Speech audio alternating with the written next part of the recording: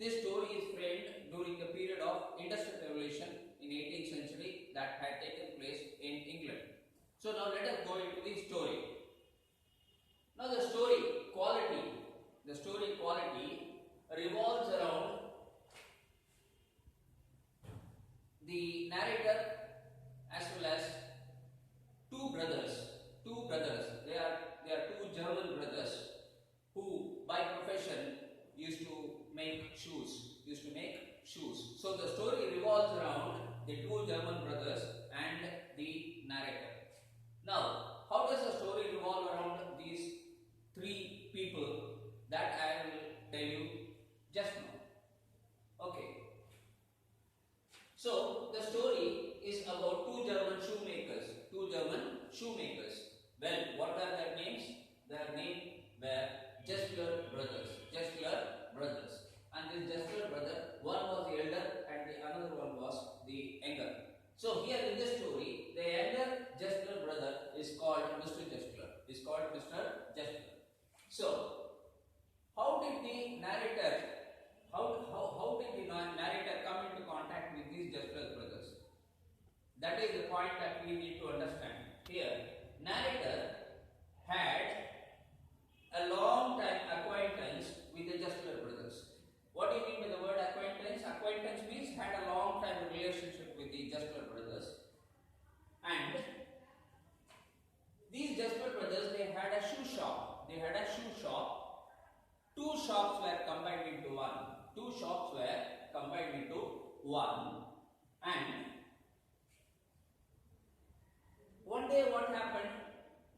The narrator visited the Gessler brothers. The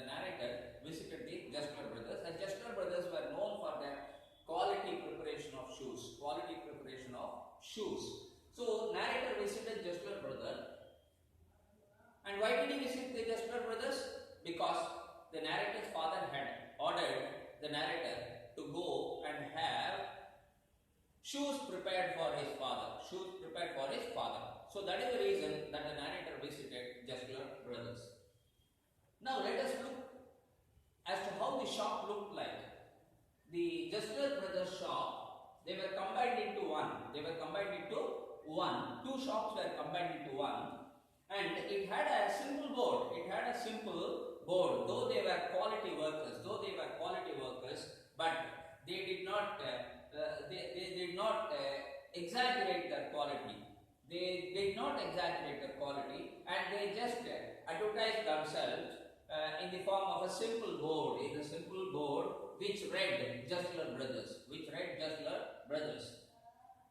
And in their shop there was a window, and on the window lay few pairs of exotic shoes. Exotic shoes means shining, high quality shoes. Few pairs of exotic shoes. And they were displayed at the window. Now, Gessler brothers, they were very conscious workers. They believed that giving quality was their main objective. So whichever shoes they had prepared, it had a high quality. One day, what had happened? The narrator came with a complaint. Stating that his shoe was creaking. What do you mean by the word creaking? Creaking means making some sharp sounds. Creaking. And here, when Gessler listened to the complaint, he could not digest that because he was a quality conscious man, and he always believed that whatever he did, it had quality in it. So he couldn't tolerate the complaint. And then what he suggested to the narrator was probably his shoes had been dipped in water. And had gone wet, and that is why his shoe was creaking. So the Gessler brother asked the narrator to return back the shoes. Then, after some period of time, the narrator once again visited the Gessler brothers. And during this visit, something unusual happened. The Gessler brother saw that the narrator was wearing a high branded quality shoes. And Gessler could immediately recollect that it was not made by him. It was not made by him. And on questioning the narrator said the shoes was brought from a branded company. It was brought from a branded company. Then the Justler brother, what he did, he just pressed at the toe of the shoes. He just pressed at the toe of the shoes, and the narrator could feel a pinch. He could feel a pinch. Now,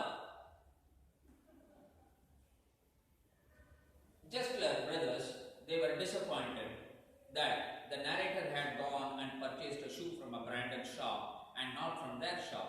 Now, why did he get disappointed? Why did he get disappointed? That is what we wish to know. Justler expresses their hate for big firms. Now, Justler frankly said to the narrator that they hated big firms. They hated big firms. And why they hated big firms?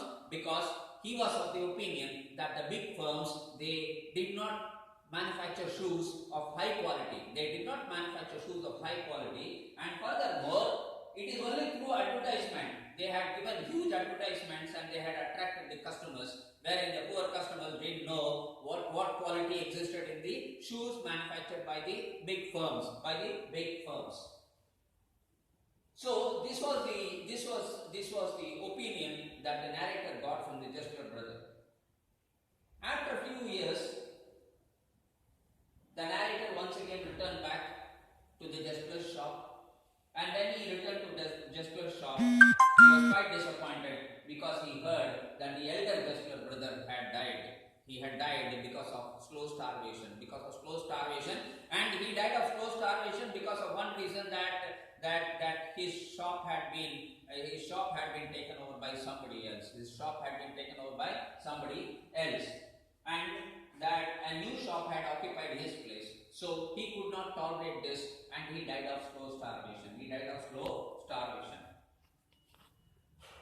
Then, after 5 years, again the narrator visits the Justler brother. And at this time, when he visited the Justler brother after 5 years, he could find Mr. Justler. Mr. Justler had gone old. He had gone old and weak. And he had visited at a time when the business was very dull. Very dull. So 2 points, children, you need to understand that after 5 years of the return of the narrator to Justler's shop, he found Mr. Justler. Mr. Justler had gone old. And furthermore, the business had also dropped down. Then, to the surprise of Mr. Justler, the narrator again ordered for 4 pairs of shoes. And the narrator did not expect that Justler would prepare the shoes in time and hand it over to him, because he was of the view that Mr. Justler had already gone old, and he was doubting about his performance and about his capability of finishing the task. But to the surprise of the narrator, the shoes were delivered to him at the very right time.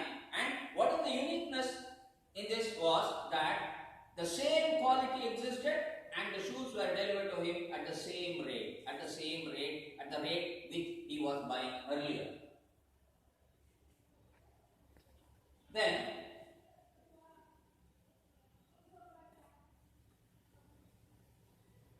after some time, once again Justler visits,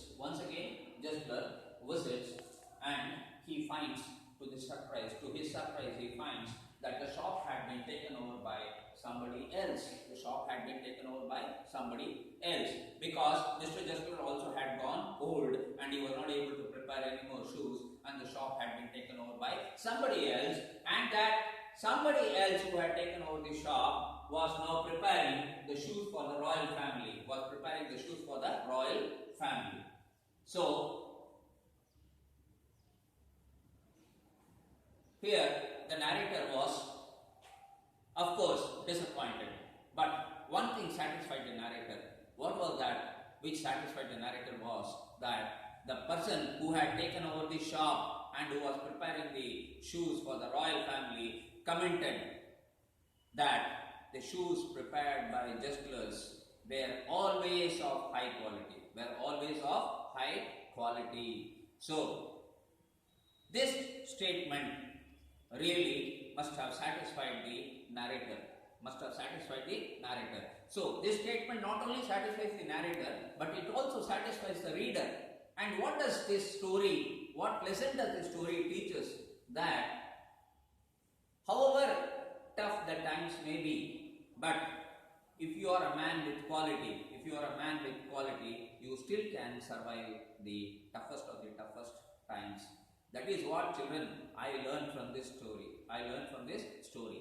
And in the next sessions, I shall tell you about the characters in the story. I shall give you a brief outline of the characters of the story, then where it was set, then what is the theme of the story. Rest all these details I shall be giving it to you in the next session. Thank you, children, for patient hearing. Thank you so much, and I hope you must have enjoyed this session of mine, and please pass on your comments about my presentation. Thank you.